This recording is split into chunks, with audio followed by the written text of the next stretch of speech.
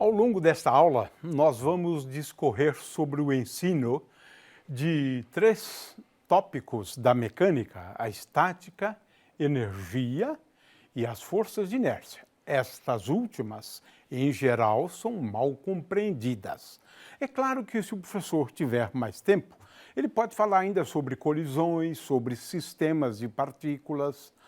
Esse conjunto de temas nós entendemos como sendo o conjunto mínimo de tópicos, né?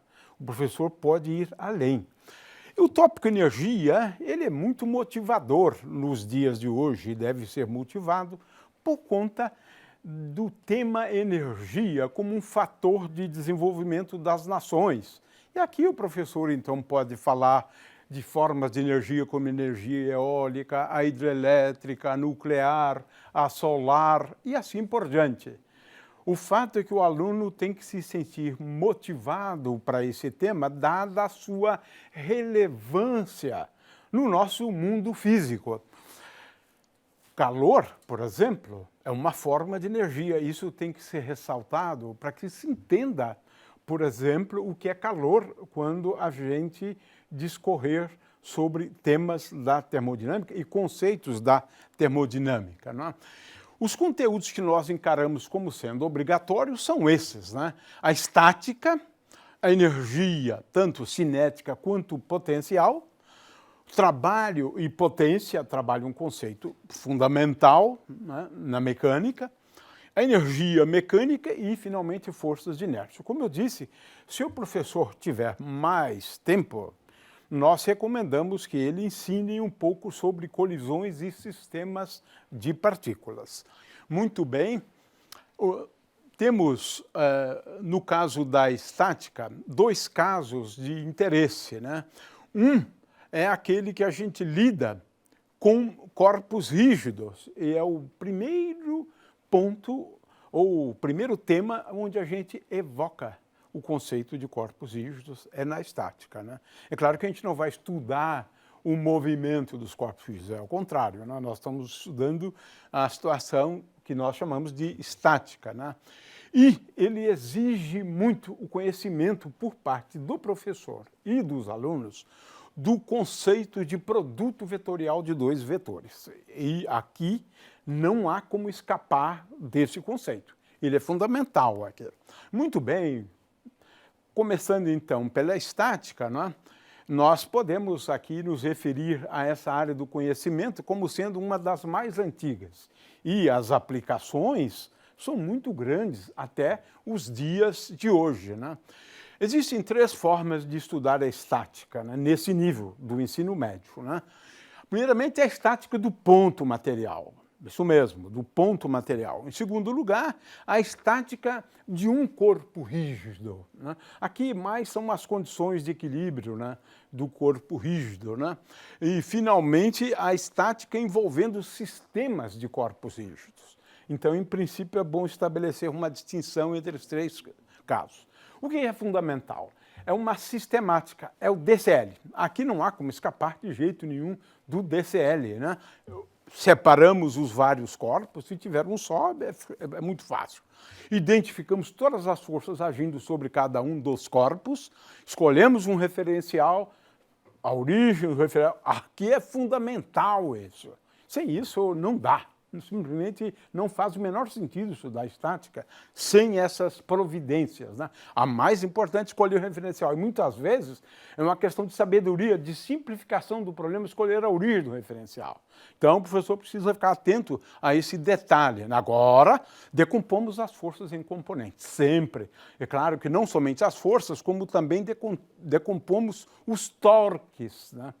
Também, aqui tem a questão do cálculo dos torques. Então, componentes das forças e componentes dos torques, né? Aqui, na realidade, se for o caso de estudar só forças no plano, aí fica mais fácil, porque a questão das componentes dos torques é apenas uma questão de sinal, mais ou menos, utilizando sempre a regra da mão direita. E agora aplicar as condições de equilíbrio, como veremos depois, né? Então, aqui você tem dois corpos, se eles estão em equilíbrio, você faz essa essa separação, né? A análise das forças, escolhe um referencial e isso é simplesmente essencial. Muito bem, equilíbrio do ponto material. Tudo que você precisa fazer é verificar se a soma de todas as forças é igual a zero.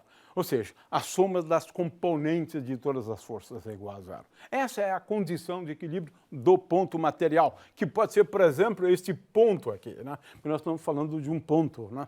Então, nesse caso, analise as condições de equilíbrio deste ponto, né? Muito bem. Agora, se eu tenho um corpo rígido, muitas vezes a gente quer saber se o equilíbrio, quando ele está em equilíbrio, se o equilíbrio dele é estável, instável e indiferente. Então, esses conceitos precisam estar claros na cabeça do professor, né? É claro que aqui tudo envolve uma questão do movimento do centro de massa, se ele se eleva, se ele permanece o mesmo, como no caso aqui à esquerda, o equilíbrio indiferente, né? E assim por diante. Se ele se eleva, o equilíbrio é estável e assim por diante. Muito bem, então aqui é importante fazer a análise do centro de massa. E aí o professor tem que explicar o centro de massa sem ensinar o aluno como calcular. Existem métodos práticos para calcular o centro de massa. Mas o centro de massa ou centro de gravidade desempenha um papel central nessa questão do equilíbrio, se ele é estável, instável ou indiferente. O equilíbrio do corpo rígido, aí são duas equações, né? A soma dos torques é igual a zero e a soma das forças é igual a zero. Então, no caso de sistemas de corpos rígidos, né, e de um corpo rígido, vale a mesma coisa, lembrando sempre que a questão do torque está relacionada à questão da rotação. Você quer evitar que o corpo rígido execute um movimento de rotação. Por exemplo, ele não pode estar sob a ação de um binário, como é esse caso, porque um binário vai levar o corpo rígido a se colocar em rotação. Você quer evitar rotações, e é por isso que a soma dos torques tem que ser igual a zero, mas levando em conta cada corpo. Não é só para o sistema, não existe. Você analisa cada corpo rígido e aplica as condições para cada corpo rígido.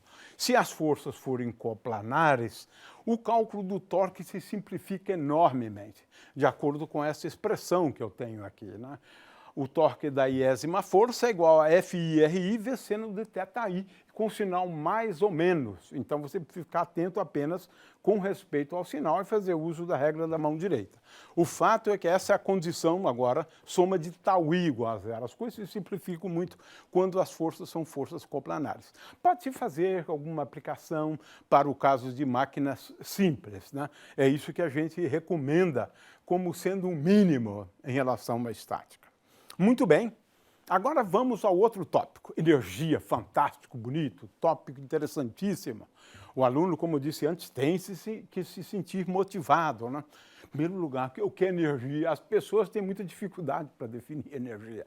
Energia é a capacidade de um sistema de realizar tarefas. Às vezes, a gente usa o conceito de trabalho, de realizar trabalho.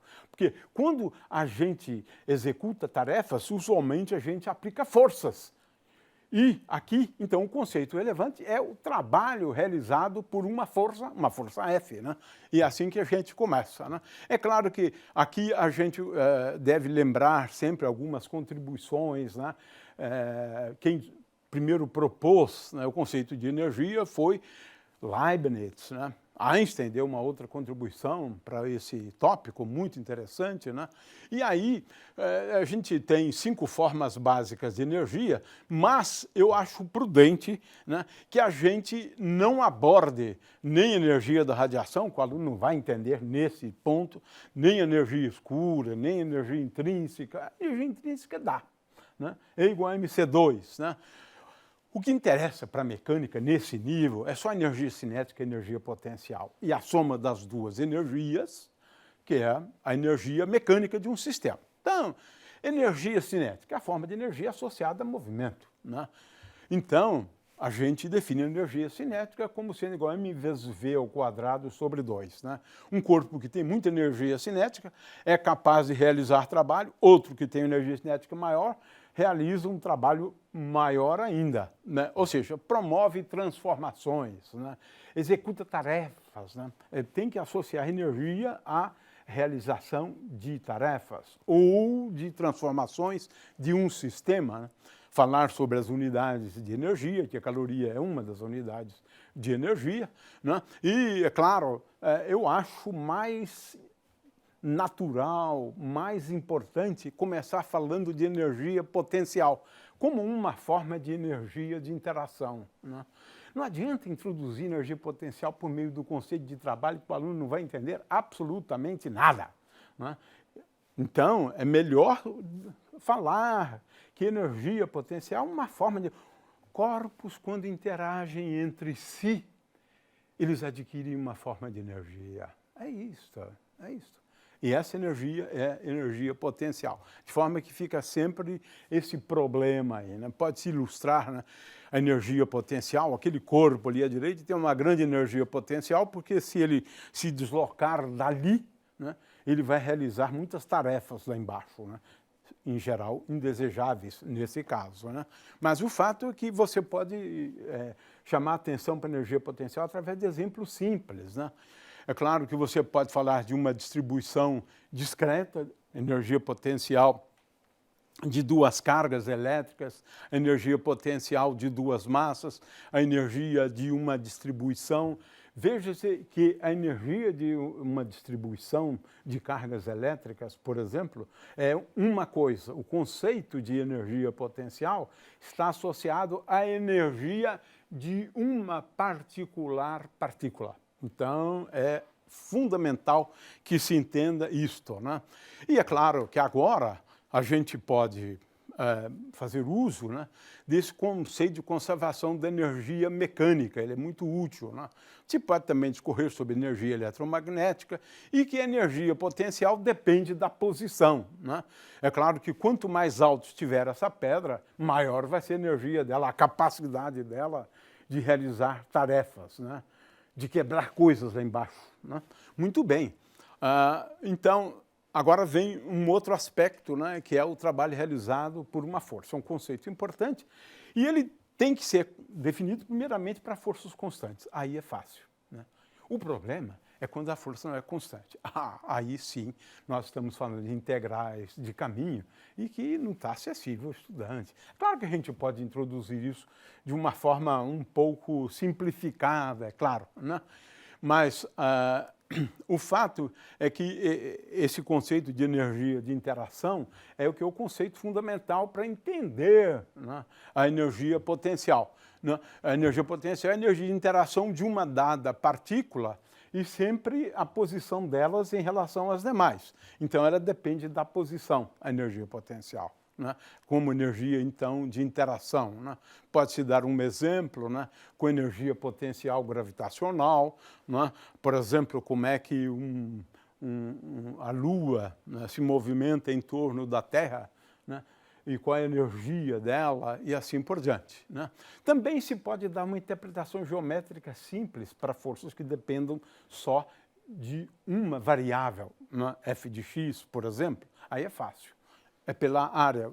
O aluno não sabe o conceito de integração, mas ele consegue entender o conceito de área, né? E, às vezes, pode calcular de uma forma relativamente simples, né, a área. É claro que aproximadamente, né?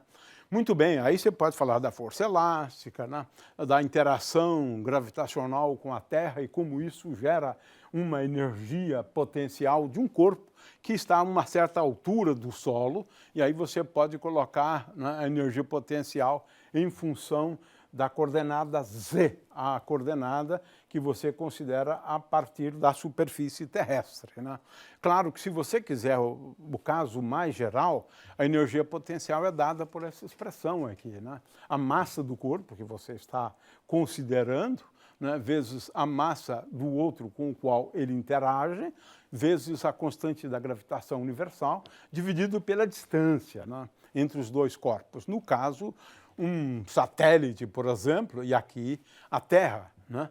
Muito bem. De forma que esse conceito, né, é importante. Por que o conceito de trabalho? Porque, na realidade, existe um teorema, né, que estipula que o trabalho é igual à variação da energia cinética, sempre. Portanto, quando você calcula o trabalho, na verdade, você está especificando, né, o quanto da energia cinética do corpo varia. Né? É isso que você está calculando ao colocar. Mas pode ser também a variação da energia potencial para forças conservativas. Né? E ele também aparece na definição de energia mecânica. Né?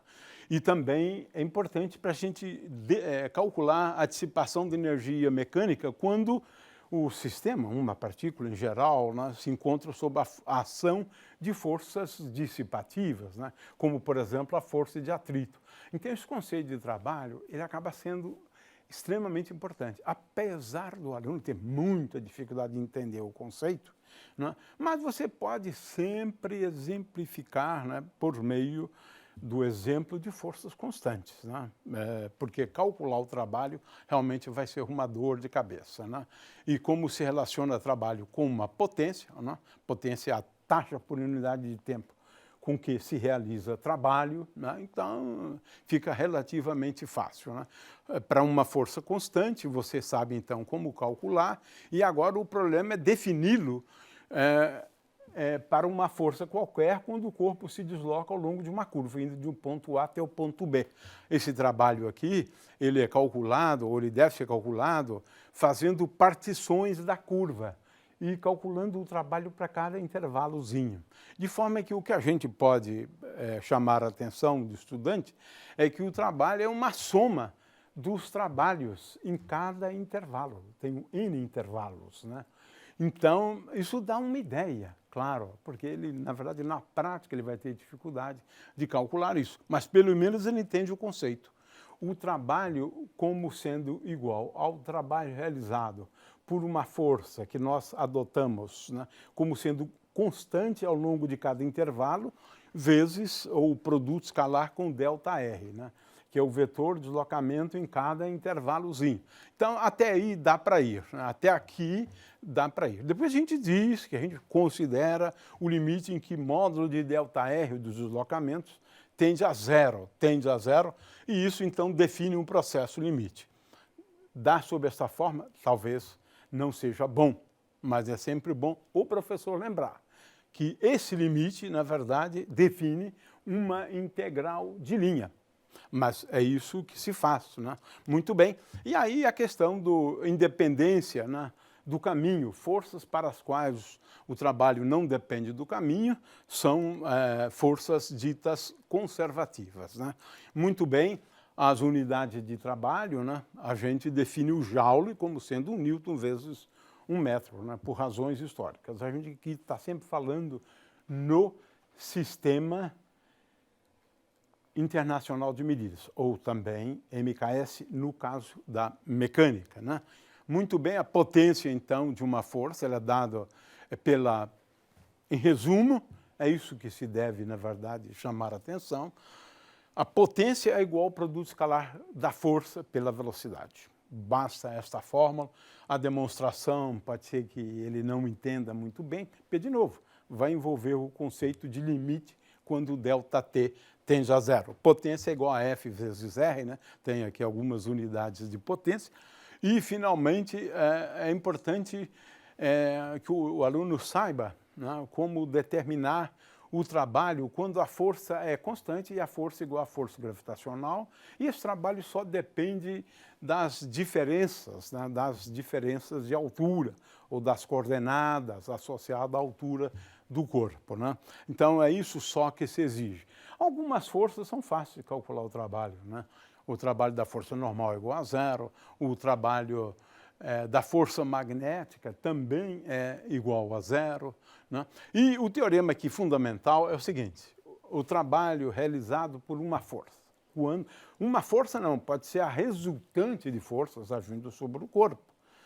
Eu estou chamando de uma força aqui, a força resultante. Né? Então, o trabalho da força resultante, quando uma partícula se desloca de A até B, independentemente do caminho, isso não tem nada a ver com caminho. Né? O trabalho realizado por uma força, quando o corpo se desloca do ponto A até um ponto B, é igual à diferença de energia cinética no ponto B menos a energia cinética no ponto A. Isso é um teorema, acho que não vale a pena, basta dar o resultado para o aluno, porque essas deduções aqui, né? A dedução aqui é fácil quando a força é uma força constante, mas se pode dizer que esse é certamente o caso real, né? Então esse é o resultado importante e o trabalho, quando a força depende da posição, envolve o cálculo, então, de uma área. Então, você tem um método aqui, que é o método gráfico, né? Agora, também se pode mostrar que o trabalho é igual à variação de energia potencial, desta forma aqui. Isso nos leva, então, à conservação da energia mecânica. Ou seja, para forças conservativas existe uma grandeza, que é uma grandeza conservada, né? E que ela se mantém a mesma ao longo do movimento. E essa grandeza conservada é a energia mecânica para forças conservativas, né? Muito bem. E aí você pode fazer uso de vários exemplos, né, para o aluno entender como utilizar a conservação de energia para efeitos práticos, né? Finalmente, um tema que o aluno vai aprender um pouco lá na frente, que é a questão de forças ditas de inércia ou forças que surgem quando eu tenho um sistema não inercial. Aí tem que praticar um pouco o próprio professor, porque aqui ele vai aprender sobre forças de Coriolis, vai aprender sobre força centrífuga, né? Agora, essas forças, por outro lado, elas só surgem em sistemas ditos não inerciais. Então, primeiro sistema dito não inercial é um sistema que se move com uma determinada aceleração em relação a um sistema inercial. É isso. Então, um exemplo simples, e aí sempre aparece em sistemas não inerciais, a lei de Newton se modifica, aparece, e você tem que levar em conta essas forças novas, força de inércia, né? Então, um exemplo simples, né, é aquele de um indivíduo, né, que cai em queda livre e como ele descreve o movimento a partir do referencial que está acelerado, caindo em queda livre junto com ele. Para esse indivíduo aqui, esse objeto certamente, no referencial dele, a aceleração é igual a zero. Mas como é que se explica isso se existe uma força gravitacional? De forma que se explica porque esse sistema é não referencial e eu preciso colocar uma força de inércia, que nesse caso é igual a menos m vezes g. Então, esses são os detalhes relativos à força de inércia. Quando o referencial está em rotação, nesse referencial aparece, ele deve levar em conta ou deve colocar uma força de inércia que é, na verdade, a força que nós chamamos de força centrífuga. Então, esse é um tema que precisa ser tratado mais com um certo cuidado, para que o aluno entenda um pouco, entenda a diferença entre um sistema inercial e um sistema não inercial e com a descrição num referencial, né, ou não inercial, é diferente, né, da descrição de um referencial inercial. Um referencial não inercial, a lei de Newton se modifica com o acréscimo de forças denominadas forças de inércia. As mais conhecidas são, então, a força centrífuga e também a força de Coriolis, mas também aparece quando você tem um sistema acelerado.